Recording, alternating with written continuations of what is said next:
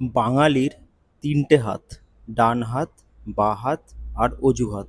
ধরো একটা কাজ যেটা তুমি খুব ইজিলি করতে পারবে, যেটা ইম্পসিবল না, কিন্তু ব্রেন তার আগের থেকেই এক্সকিউজ ক্রিয়েট করা শুরু করে দেয়। আজ না, কাল, পরে, পারফেক্ট টাইম হলে স্টার্ট করব।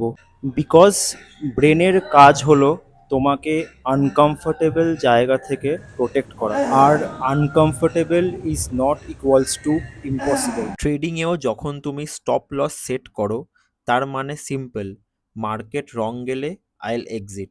কিন্তু আমরা কি করি? একটু ওয়েট করি, মেবি মার্কেট রিভার্স করবে, কারণ লস অ্যাকসেপ্ট করাটা আনকমফোর্টেবল। লাইফেও এরকম অনেক সময় হয়, তাই নিজেকে কোয়েশ্চেন করো, এটা ইম্পসিবল নাকি uncomfortable. And as Seneca said, we suffer more in imagination than in reality. তোমার যদি আমার কন্টেন্ট ভালো লাগে, ফলো করতে পারো। আগামীকাল আমরা এরকম আরও কথাবার্তা বলবো। চলো, সি ইউ সুন।